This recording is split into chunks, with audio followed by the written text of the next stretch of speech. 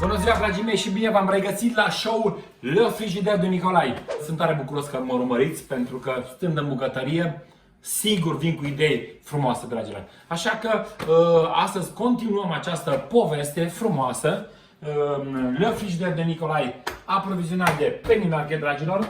Și mă gândeam să fac o rețetă pe care am mai făcut-o la Penny, dragilor. E o supă de pui. Am nevoie de un pui, dragilor, întreg.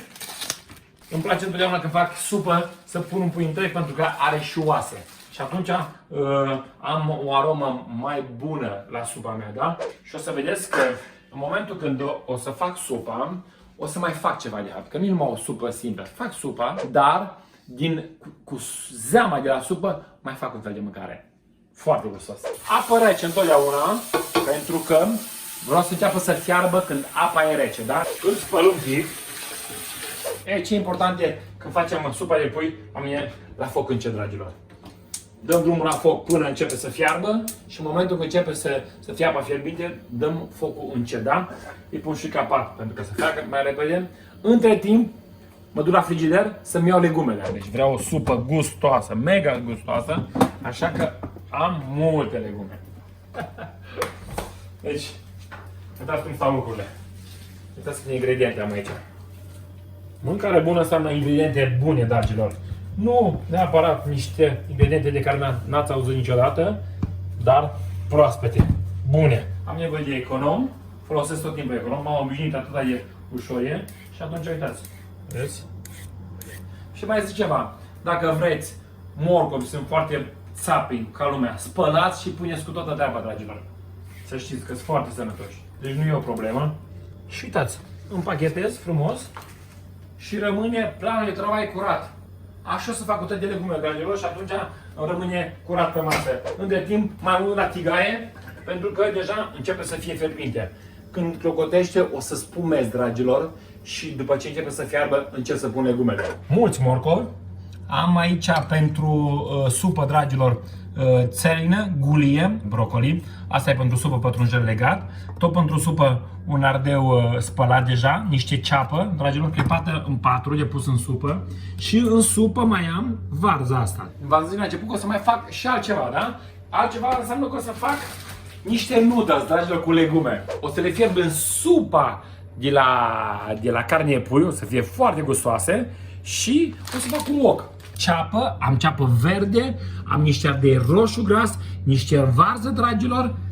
Am nevoie de 2 ardei iuți, uscați, usturoi, niște ouă, ulei de măsline, sos de soia și un sos asiatic. Tot ce la mai tai.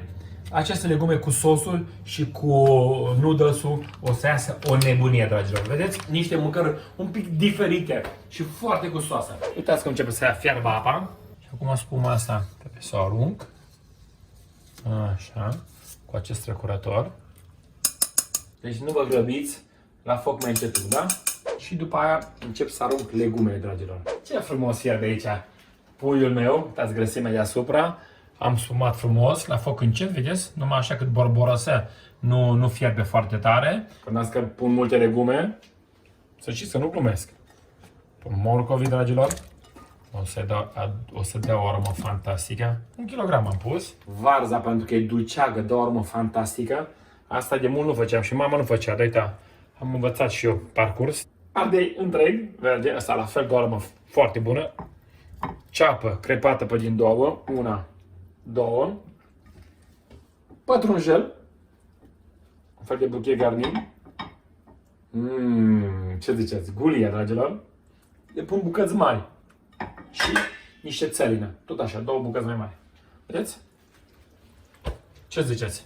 Asta era șmecheria la această rețetă, în acest show astăzi, de Frigider de Nicolae, e că cu mâncarea asta gustoasă, cu supa asta gustoasă, mai putem face ceva. Deja cum miroase aici.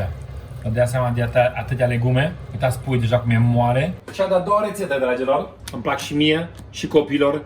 Și le fac cu legume și cu ouă. Să pun și brocoli. Că vreau să pun cu legume și vreau brocoli, că sunt foarte gustoși. O să pun în supa mea, dar numai un pic. 2 bucăți mai mari. Cât să se blanșeze Pe românește, în bucătărie mai zic undat. Și vă mai zic ceva, dacă cumva n-aveți oc acasă, eu am, pentru că sunt fan și ne place. Puteți folosi o tigaie de prăjit, să știți. Nicio problemă. Asta nu vă împiedică să nu încercați acasă, da? Am fiert pe jumătate brocoliul, dragilor. Vedeți? Bă, ce frumos e. Wow!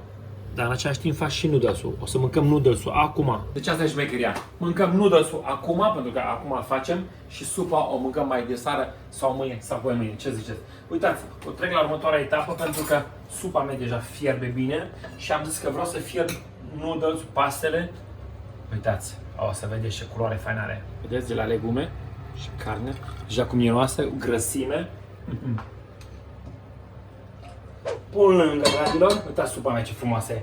Ia drumul la foc, pentru că aici o să pun pastele. Supa e fierbinte, am nevoie de o foarfecă.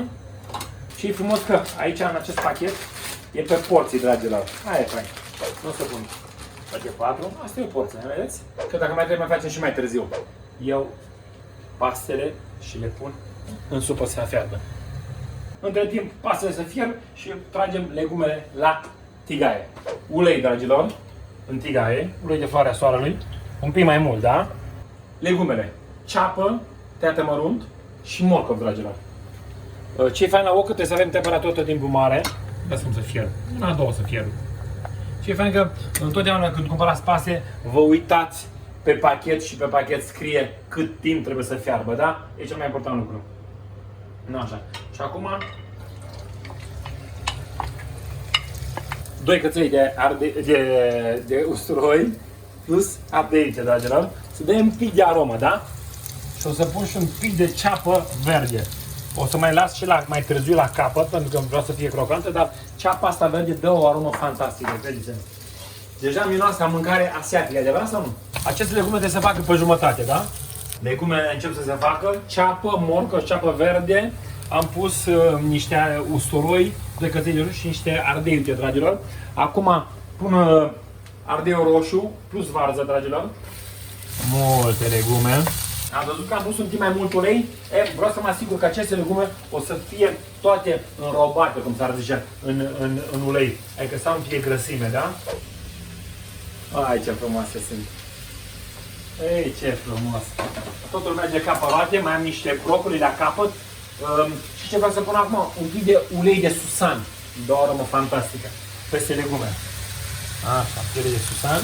Temperatură mare tot timpul, lucrăm la temperatură mare, dragilor.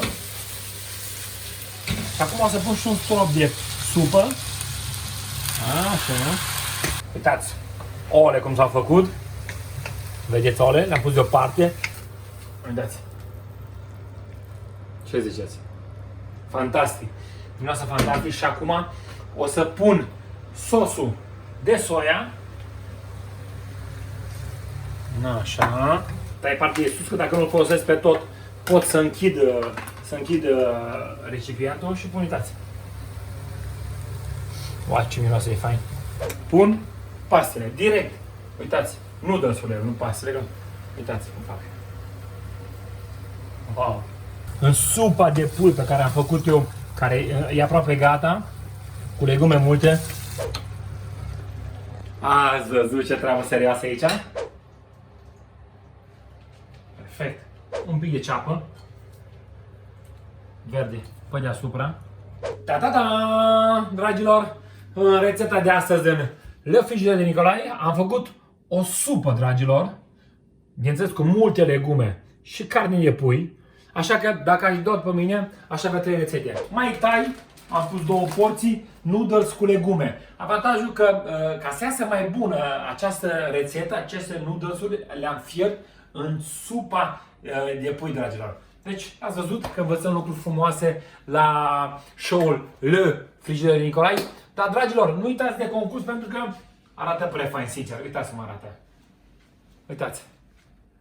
Nu uitați de concurs, pentru că dacă faceți pe această rețetă acasă, îi faceți o poză frumoasă, o prezentați cum trebuie, o trimiteți pe Facebook-ul Penny Market, dragilor, puteți câștiga vouchere pentru cumpărături de la Penny Market, dragilor. Așa că vă aștept și data viitoare în acest show pentru că vă învăț lucruri faine, simple și gustoase.